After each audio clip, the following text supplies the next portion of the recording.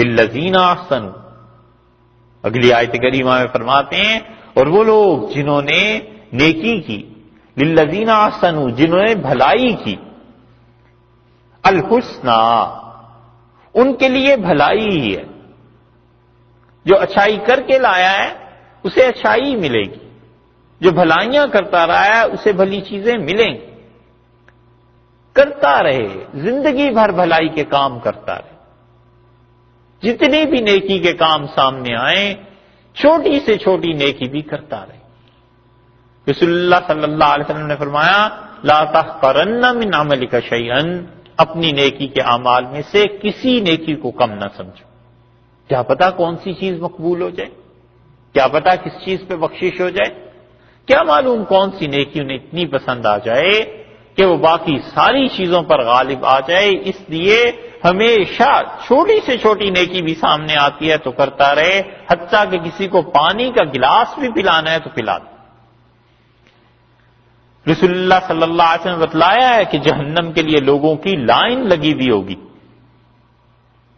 اور اہل جنت وہاں پاس سے گزریں گے، اور ایک آدمی کسی کو روکے گا اور جہنم والا اور کہے گا کہ آپ فلاں صاحب نہیں ہیں، فلاں جگہ نہیں رہتے تھے؟ اس سے کہا ہاں، تو کہے گا صاحب آپ ایک مرتبہ ہمارے یہاں سے گزرے تھے، محلے سے، گلی سے، اور آپ نے پانی مانگا تھا اور میں نے پانی پلا دیا تھا، تو اسے یاد آ جائے گا اور کہے گا بالکل ٹھیک ہے، اور تم کدھر؟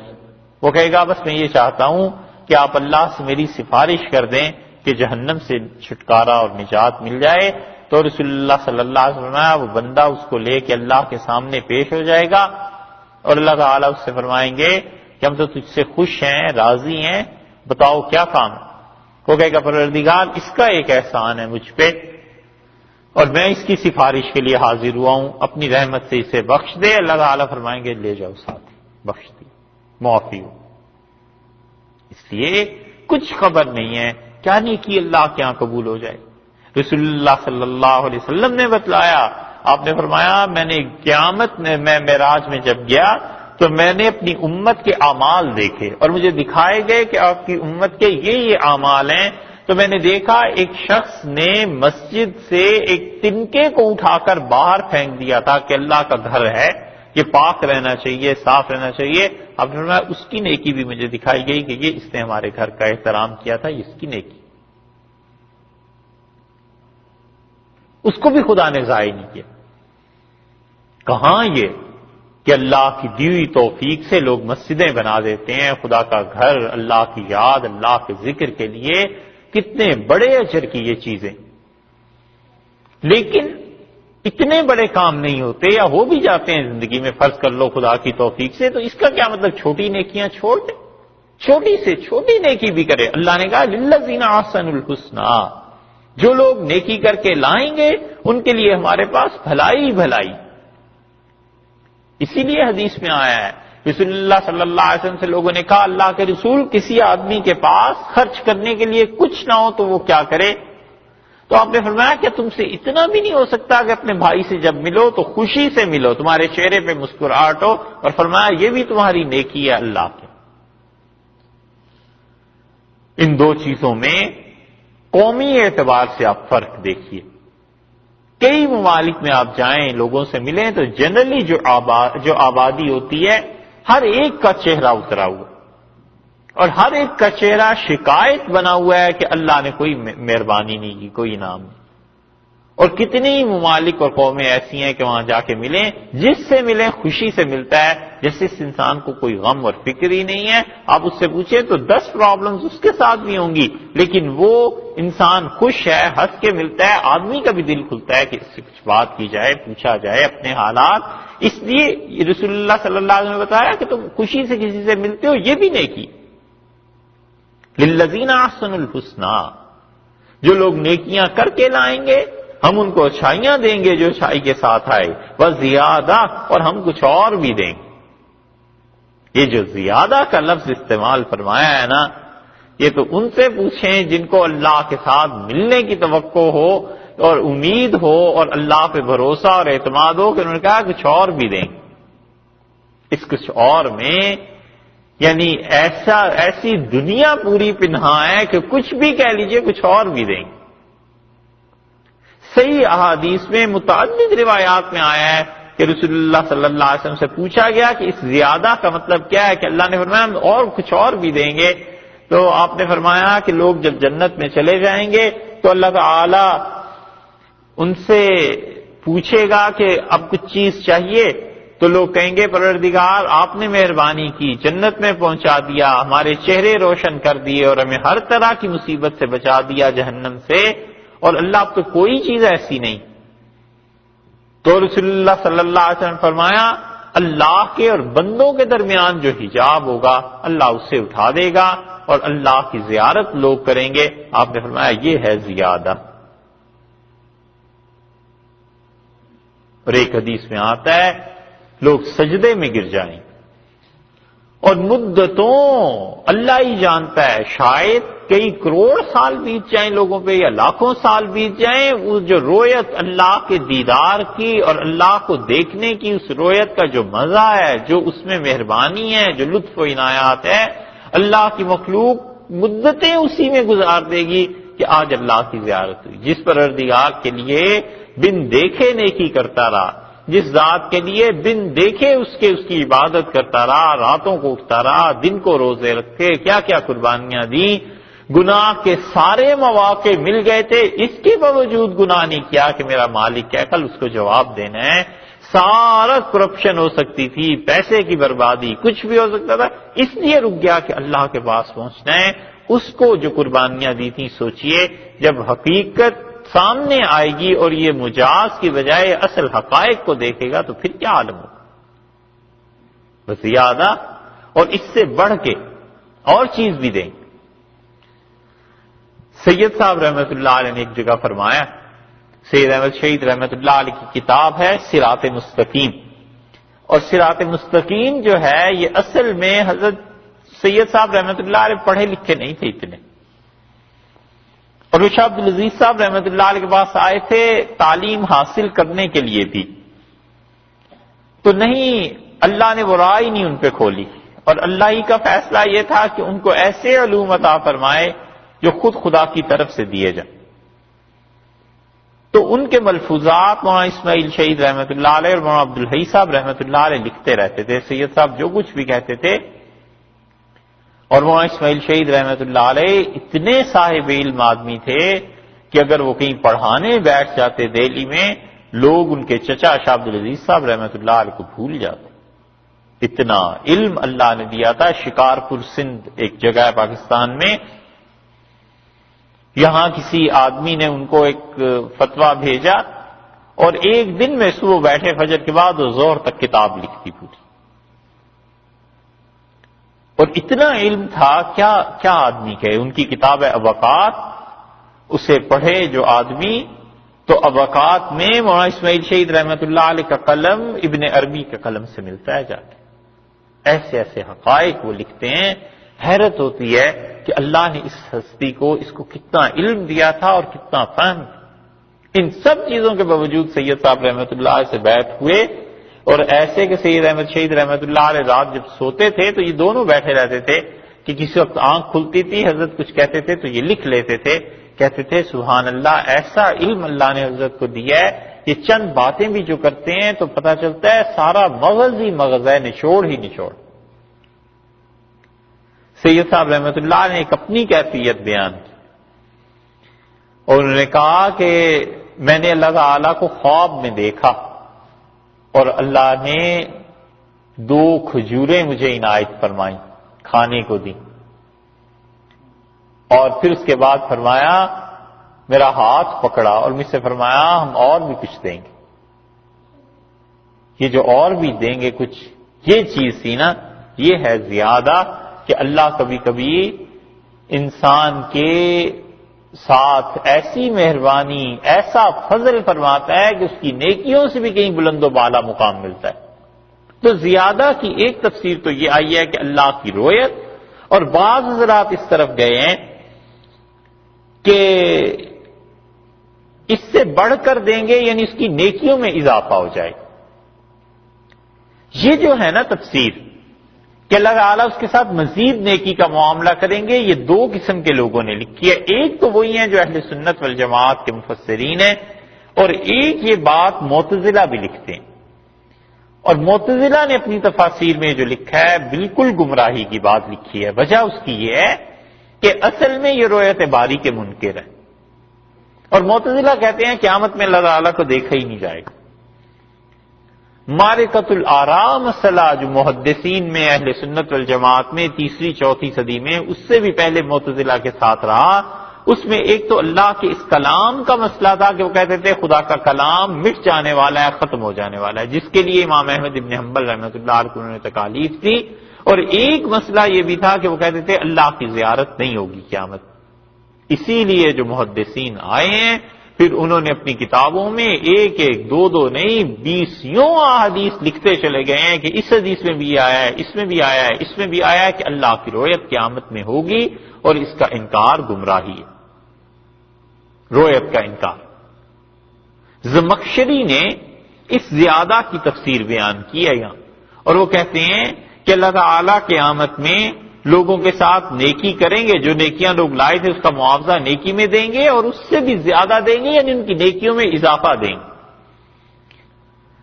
لیکن زمخشری نے جب کشاف لکھی تھی تو اس وقت وہ معتزلی تھے، اور خیال یہ آتا ہے، ممکن ہے یہ خیال غلط ہی ہو، لیکن ان کی باقی بعض چیزیں پڑھ کے ہمیں خیال آتا ہے کہ شاید زمخشری نے اپنی آخری عمر میں توبہ کر لی تھی معتزلہ سے. اتنا صاحب علم یہ آدمی تھا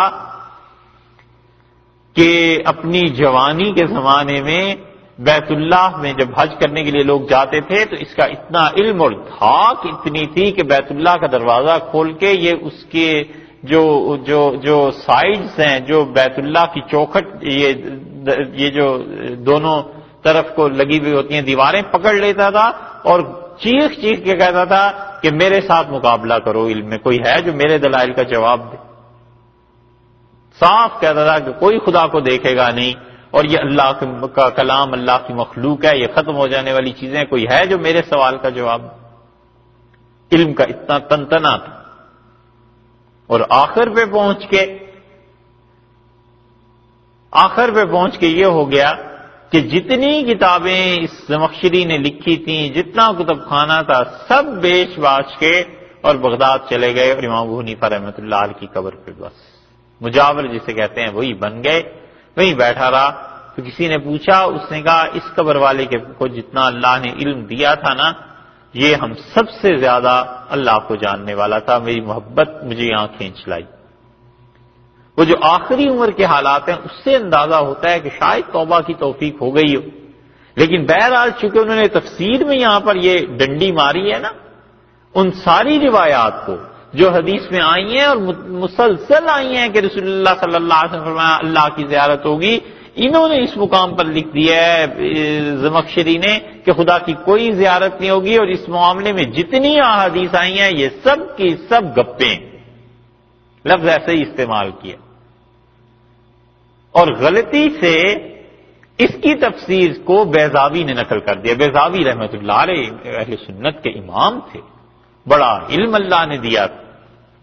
بیضاوی گاؤں میں رہتے تھے، پڑھنے کا شوق تھا، تو والد ان کے بڑے صاحب علم بھی تھے، تو انتقال ہو گیا والد کا، تو یہ پڑھنے کے لیے آئے. شہر میں آ کے پڑھا خراسان میں. تو جب پڑھ لکھ کے فارغ ہوئے تو ایک قاضی تھے، ان کے پاس گئے، ان سے کہا کہ اب میں کیا کروں؟ تو انہوں نے کہا بیٹے تمہیں اللہ نے بہت اچھا ذہن اور علم دیا ہے، اب پڑھاؤ. تو انہوں نے کہا حضرت میں نے تو سارا اس لیے پڑھا تھا کہ قاضی بنوں گا، اس لیے تھوڑا ہی پڑھا تھا کہ آگے پڑھاؤں گا. تو انہوں نے کہا اچھا تم کس کے بیٹے ہو؟ پتا چلا ان کو تمہارے والد تو میرے دوست تھے. تو اس نے کہا پھر تو مسئلہ ہی حل ہو گیا. بیضاوی کہنے لگے کہ آپ مجھے قاضی لگوا دیں کہیں. انہوں نے کہا ضرور، میں رکا لکھ دیتا ہوں، اور اقضى القضاة یعنی جو چیف جسٹس ہے، قاضی القضاة ہے، اس کے نام چلے جاؤ وہ لگا دیں گے. تو رکا لکھ دیا. یہ گئے وہاں پہ، تو وہ جو قاضی القضاة تھے انہوں نے رکا پڑھا اور ہنستے رہے، اور پھر کہنے لگے کہ ناصر نام تھا ان کا، ناصر کیا چاہتے ہو؟ ان کا جی اس رکے میں کیا ہے جو ہم ہنس رہے ہیں؟ انہوں نے کہا اس رکے میں میرے دوست نے حدیث لکھ بھیجی ہے، اس نے لکھا ہے کہ آپ تو جانتے ہی ہیں کہ رسول اللہ صلی اللہ علیہ وسلم نے فرمایا کہ قاضی ہونا اتنا مشکل کام ہے کہ 2 قاضی جہنم میں جائیں گے تو 1 جنت میں جائے گا، تو یہ بھی جہنم میں کچھ حصہ لینے لڑکا آیا، اسے بھی دے دیجئے۔ تو بیضاوی کہتے تھے، میں چپ ہو گیا، ان کا بیٹے کتنا حصہ جہنم میں لینا چاہتے؟ میں نے کہا نہیں، ان کا جاؤ پڑھو اور پڑھاؤ۔ بیضاوی نے کیا کیا ہے؟ زمخشری کی تفسیر سے ٹکڑوں کے ٹکڑے نقل کر دیے، اللہ جانے شاید ان کے ذہن میں یہ ہوگا کہ زمخشری کی تفسیر کہاں چلے گی، تو چلو اس میں سے جو مفید حصہ ہے وہ تو نکال لیں نا۔ تو کئی جملے انہوں نے نقل کر دیے، لیکن امر واقعہ یہ ہے کہ زمخشری نے جو تفسیر لکھی ہے لغت پہ یا فصاحت اور بلاغت پہ قرآن پاک کی، اب تک کوئی بے نیاز نہیں اس میں۔ جتنا بھی اختلاف ہو زمخشری سے اپنی جگہ پہ، معتزلی تھا، اللہ کی رویت کا منکر تھا، کچھ بھی تھا، لیکن اس نے جو قرآن پاک کی تفسیر لکھی ہے فصاحت اور بلاغت کے اعتبار سے قیامت تک بھی شاید کوئی آدمی اس سے بے نیاز نہیں ہو سکتا۔ اور متقدمین میں یہ بڑی وسعت ظرفی اللہ نے دی تھی کہ جس انسان میں جو خوبی ہوتی تھی اس سے استفادہ کر لیتے تھے، اس کی برائی سے بچتے تھے، کہتے تھے یہ اس انسان میں خوبی ہے، اس سے فائدہ اٹھانا، باقی چیزوں سے بچ جانا۔ تو انہوں نے اس جگہ پر یہ لکھا کہ یہ ساری احادیث جو ہیں وہ گپ ہے، اور نتیجہ یہ نکلا کہ بیضاوی نے بھی اسی کو نقل کر دیا ہے، اور اسی لیے صاحب المعانی جب اس مقام پر پہنچے ہیں تو انہوں نے 2 جملے لکھے ہیں، کہتے ہیں زمخشری نے ان احادیث کو لکھا ہے کہ یہ ساری فضول بیکار باتیں ہیں، تو میں کہتا ہوں کہ زمخشری کے ساتھ اللہ اپنے انصاف سے کام لے، اور پھر بیضاوی نے اس کو نقل کر دیا ہے تو بیضاوی کے ساتھ اللہ رحمت سے کام لے، ان کا نقل کرنا صحیح نہیں۔ تو یہ جو انہوں نے کہا نا اللہ عدل سے اس سے کام لے، تو اس کا مطلب ہے کہ تھوڑی سی سزا بھی اسے ملے۔ یہ جملہ ان کا اس طرف اشارہ کرتا ہے، یہ لکھنے والے ایسے ہی لکھتے ہیں۔ تو یہ جو بات ہے کہ اللہ نے فرمایا ہم کچھ اور بھی دیں گے، تو اس کا مطلب اللہ کی زیارت ہے، اللہ کی رویت ہے۔ ولا یرحق، اور نہیں چڑھے گی وجوہہم، ان کے چہروں پر قطر ولا ذلہ، نہ ہی تو ان کے چہروں پہ سیاہی آئے گی ولا ذلہ، اور نہ ہی ہم انہیں رسوا کریں گے۔ جنت میں جن لوگوں کو لے کے جائیں گے ان کے چہروں میں نہ ہی تو سیاہی آئے گی اور نہ ذلت۔ اور آگے آپ دیکھیں، چلیے آگے چلتے ہیں تو پھر بات کرتے ہیں۔ اچھا، ایمان والوں کے لیے کہا کہ ان کے چہروں پر قطر نہیں آئے گی۔ یہ قطرہ کا لفظ جو ہے نا عربی میں، القطرہ کہتے ہیں اس مچان کو، مچان سمجھتے ہیں کیا؟ شکاری جہاں بیٹھتا ہے شکار کرنے کے لیے، اس مچان کو کہتے ہیں کہ شکاری ایسا مچان بنائے کہ اس کے جسم کی بو بھی نہ پہنچے جانور تک۔ کیونکہ جنہیں یہ شکاریات ہے نا، جنہیں شکار کا شوق زیادہ ہے، اس پہ کتابیں بھی لکھی جاتی ہیں، پڑھتے بھی، ایک مستقل موضوع ہے اور بڑا دلچسپ ہے۔ جنہیں یہ چاٹ لگ جاتی ہے شکار کی، امام شافعی رحمۃ اللہ علیہ فرماتے تھے ان جیسا غافل کوئی نہیں ہوتا۔ یعنی مطلب یہ کہ پھر غفلت ہی ہوتی ہے نا، پھر جنگل میں چلے گئے، بس بیٹھے ہیں دنوں کے حساب سے، مچان لگائے ہوئے ہیں، شکار اب آئے تو وہ پوری احتیاط اس کی کرتا ہے کہ بعض جانور ہوتے ہوں گے، یعنی ہمیں چونکہ بالیقین پتہ نہیں ہے اس لیے کہتے ہیں کہ ہوتے ہوں گے جنہیں انسانوں کی بو آ جاتی ہوگی اور اس راستے سے ہٹ جاتے ہوں گے۔ تو عرب کہتے تھے کہ قطرہ، یعنی ایسی مچان بنائے کہ جانور کو بو تک نہ آئے، اور اسی وجہ سے قطار اور قطرہ وہ دھوئیں کو کہتے ہیں جو لکڑی کو جب آگ لگائی جائے نا تو اس کی ابتدا میں لکڑی سے دھواں اٹھتا ہے تھوڑا تھوڑا، اسے قطرہ کہتے ہیں۔ اور اسی سے قطر، کم خرچ کرنا، اسراف کی ضد، فضول خرچی کی ضد، کنجوسی کے لیے بھی یہ لفظ استعمال ہوتا ہے۔ تو اللہ تعالی نے بڑا خوبصورت لفظ استعمال فرمایا ان لوگوں کے لیے جو اس کے دوست ہیں جنہیں وہ جنت میں لے جائے گا. فرمایا للذین احسنوا الحسنی، جو لوگ نیکی کرتے ہیں ان کے ساتھ ہم نیکیوں کا جواب میں نیکی کریں گے، وزیادہ کچھ اور بھی دیں گے. ولا یرحق وجوہہم قطر، اور ان کے چہروں پر سیاہی ذرہ برابر ان کے چہروں پر سیاہی نہیں لگے. اتنا بچا کر انہیں رکھیں گے کہ دھواں جو ہے اس کا اثر تک ان کے چہروں پر نہ پہنچے. اصل ترجمہ یہ ہو کہ قطر، عام طور پہ ترجمے میں تو یہی لکھ دیتے ہیں سارے حضرات ہی کہ ان کے چہرے پہ سیاہی نہیں آئے گی، لیکن اصل میں قطر ان کو دیکھیں نا تو وہ مچان جہاں سے بو تک نہ پہنچے شکاری کی شکار تک، تو ہم انہیں اتنا بچا کر رکھیں گے. اتنے ہمارے معزز مہمان ہیں وہ، ہم ان کی اتنی عزت افزائی کریں گے کہ ان کے چہروں پہ سیاہی کی کوئی داغ دھبا درکنار وہ بو تک ان تک نہ پہنچے جو ہے. ولا ذلہ، اور فرمایا نہ ہی رسوائی، نہ ہم انہیں رسوا کریں گے.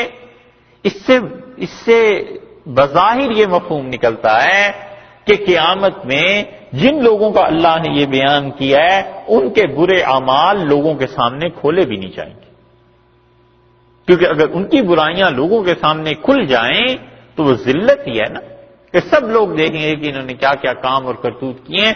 اللہ نے فرمایا قطر ولا ذلہ، اور ان اہل جنت کو ہم نہ تو سیاہی ہوگی اور نہ ہی انہیں رسوا کریں گے. اولئک اصحاب الجنہ، یہ ہیں جنت میں جانے والے، یہ ہیں جنت والے لوگ. ہم فیہا خالدون، اور وہ ہمیشہ ہمیشہ اس میں رہیں گے.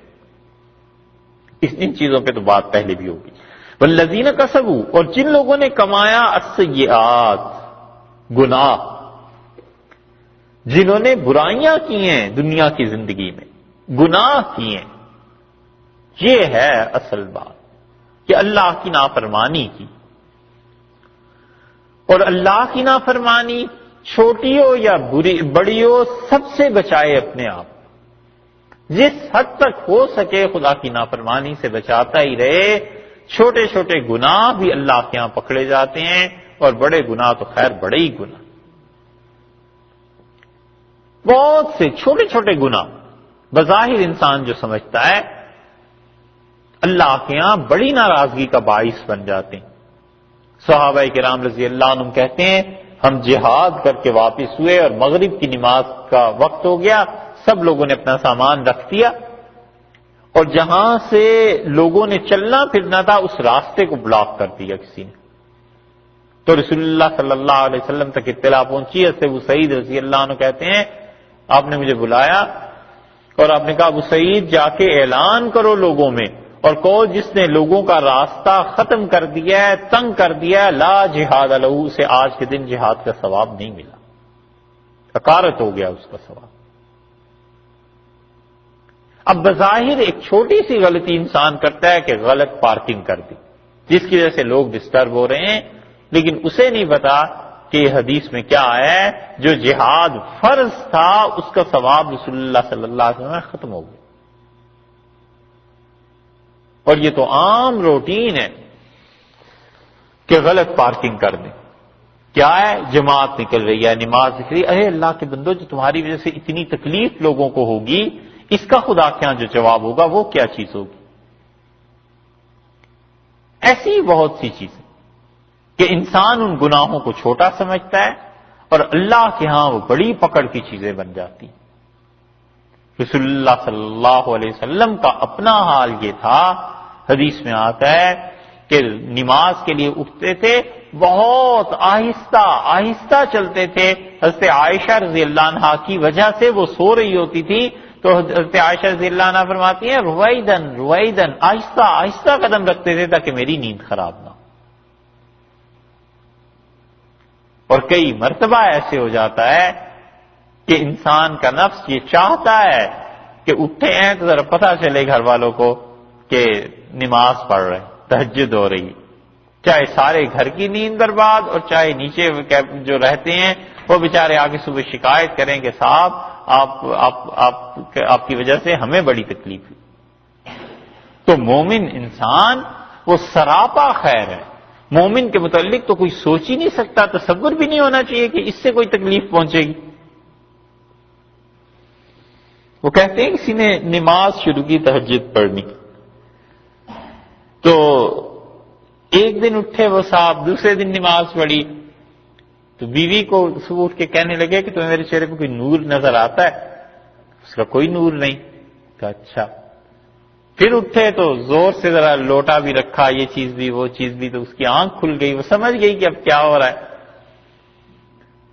تو اگلے دن پھر اٹھ کے کہا کوئی نور نظر آتا ہے؟ اس کا کوئی نور نہیں آیا۔ تو ایک دن آیا تو شدید بارش ہو رہی تھی اور سردی تھی خوب۔ انہوں نے سوچا کہ اب اس بارش اور سردی میں کون وضو کرے، پر تہجد بھی نہیں چھوڑنی کیونکہ نور جو حاصل کرنا ہے۔ تو انہوں نے کہا چلو زمین پہ تیمم کر کے نماز پڑھ لیتے ہیں۔ تو تیمم کے لیے جب ہاتھ مارے تو وہ توا پڑا ہوا تھا، کالک مل لی، نماز پڑھ لی۔ صبح اٹھے تو بیوی نے کہا سبحان اللہ آج تو نور سے بھرپور ہے۔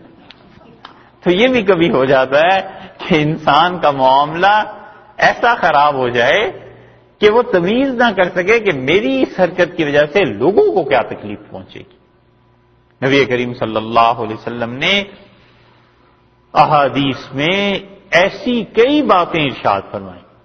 حدیث میں آتا ہے اپنے گھر میں تشریف لے گئے اور لوہے کی سلائی تھی، اور رسول اللہ صلی اللہ علیہ وسلم اپنے ہاتھ کو ایسے پیچھے کر کے کمر پہ اسے پھیرنے لگے،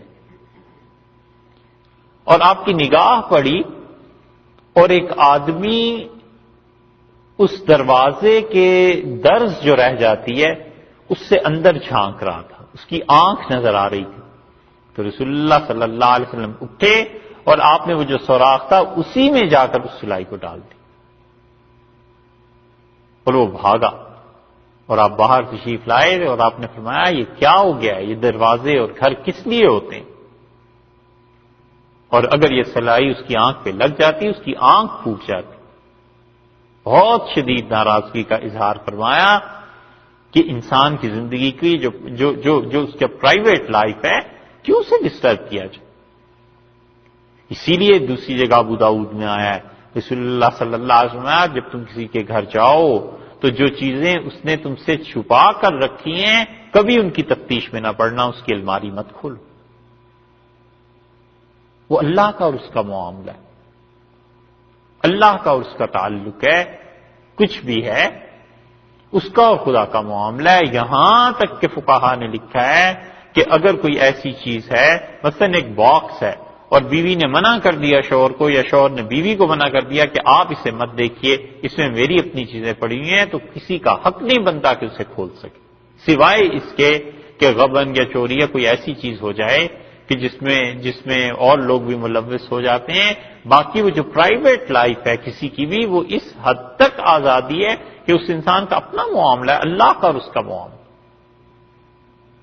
تو چھوٹے سے چھوٹے گناہ سے بھی بچنا چاہیے، مگر بہت مرتبہ ایسے ہوتا ہے کہ انسان سمجھتا ہے تو کوئی گناہ ہی نہیں، گاڑی غلط پارک کر دی، کون سی ایسی بات ہوگی، 2 منٹ ہے بس نماز پڑھ کے بھی آ جائیں گے۔ تو اللہ نے فرمایا بالذین کسبوا السیئات، اور جو لوگ گناہ کے کام کرتے ہیں، جزاء سیئۃ، ان کے گناہ کی سزا ہے بمثلھا، اس کے برابر، بدی کا بدلہ برائی کا اس کے برابر دیں گے۔ وترحقہم ذلہ، اور ان کو رسوائی چپک جائے گی ان کے ساتھ، ان پر چڑھے گی رسوائی ان کے چہروں پر۔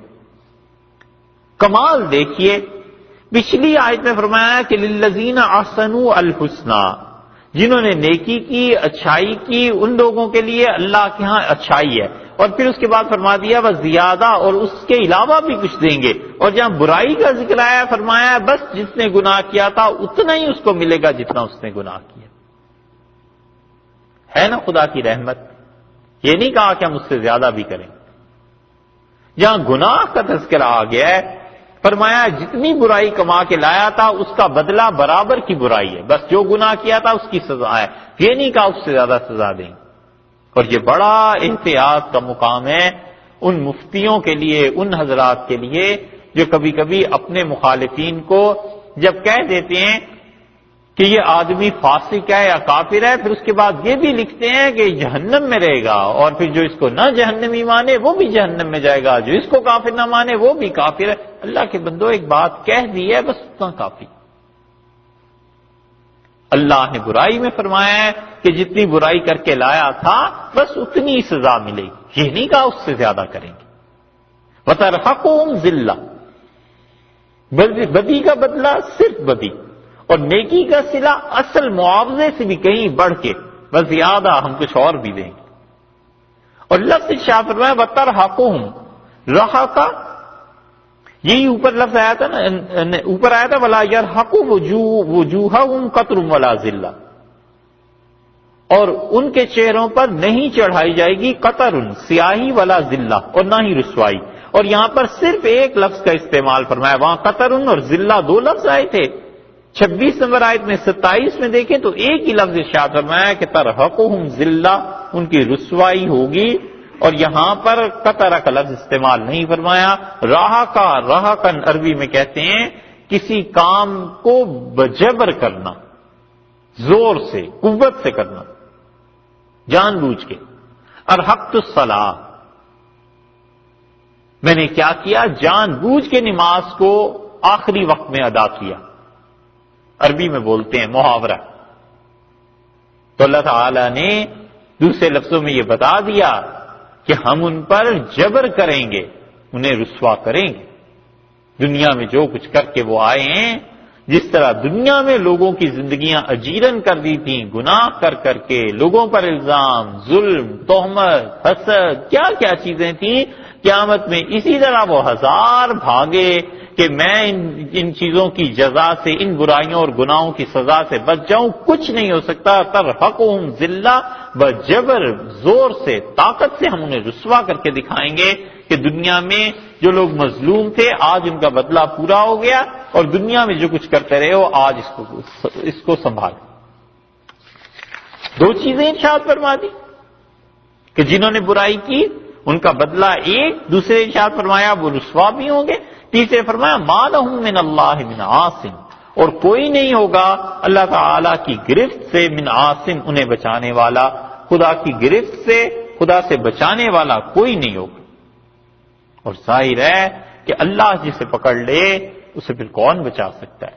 اللہ جب فیصلہ فرما دے تو کون ہے جو اس کو ذلت سے بچائے؟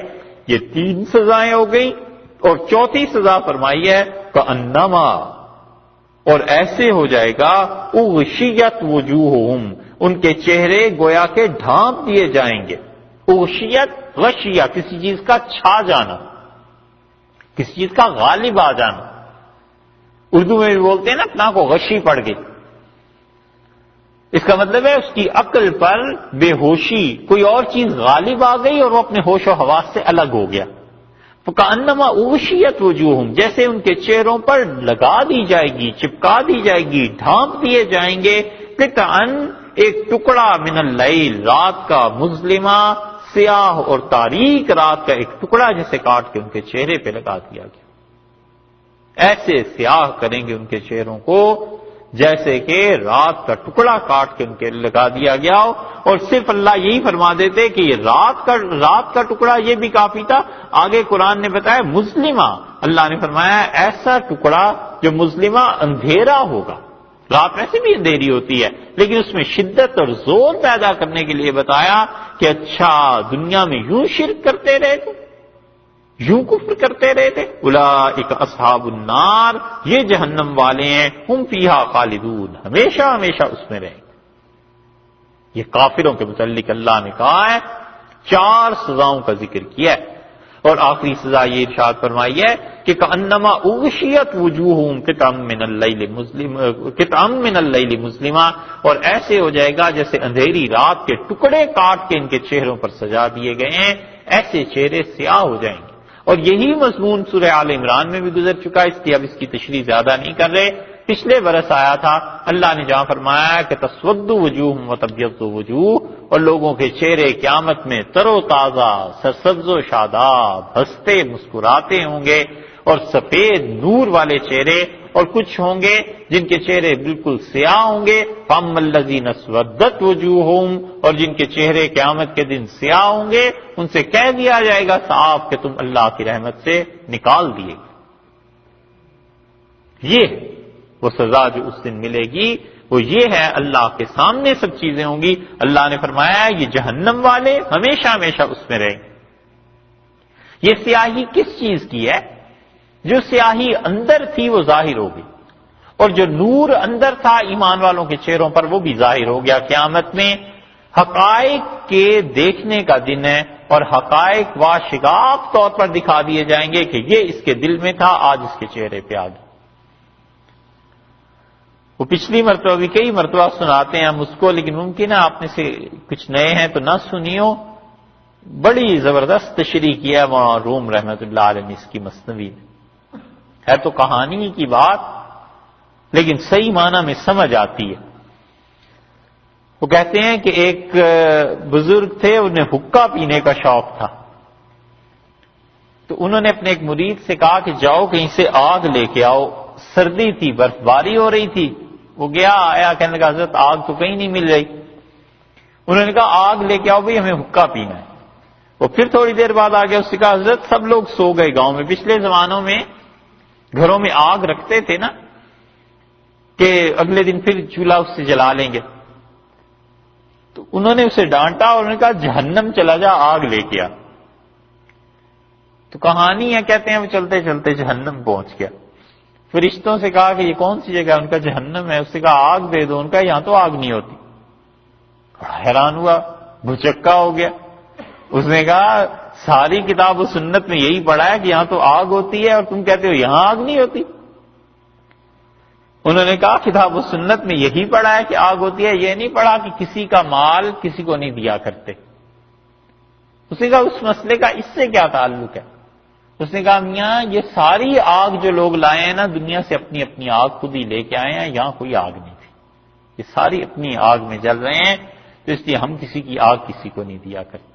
بس یہی چیز ہے۔ اللہ نے فرمایا کأنما اغشیت وجوہہم قطعا من اللیل مظلما، جیسے رات کے سیاہ ٹکڑے کو کاٹ کے اس کے چہرے پہ سجا دیا جائے گا، ایسے سیاہ چہرے والے ہوں گے۔ اولئک اصحاب النار ہم فیہا خالدون، جہنم میں جانے والے اور ہمیشہ ہمیشہ اس میں رہیں گے۔ شدید نفرت کا اظہار ہے اللہ کو شرک سے یہاں پر، اسی لیے 4 سزائیں پے در پے گن دی ہیں کہ دیکھو برائی کا بدلہ برائی سے بھی ہوگا، جبرن انہیں ذلیل بھی کیا جائے گا، رسوا کریں گے، کوئی اللہ کے عذاب سے انہیں بچانے والا نہیں ہوگا، اور چہرے ایسے ہو جائیں گے جیسے کہ رات کا سیاہ ٹکڑا کاٹ کے لگا دیا جائے۔ اور اس کے برعکس ایمان والے خوش و خرم، سرسبز و شاداب۔ رسول اللہ صلی اللہ علیہ وسلم نے فرمایا نضر اللہ رجلا سمع منی مقالتی، اللہ اس شخص کے چہرے کو سرسبز و شاداب رکھے، خدا اس کے چہرے کو ہنستا مسکراتا تر و تازہ رکھے، جس نے میری حدیث کو سنا پھر اس نے اس حدیث کو کسی اور تک پہنچا دیا۔ اور لوگوں کبھی کبھی بات جس تک پہنچائی جائے آگے وہ زیادہ سمجھدار ہوتا ہے، میری بات کو زیادہ اچھی طرح سمجھ سکتا ہے بنسبت اس کے جس نے سنا تھا۔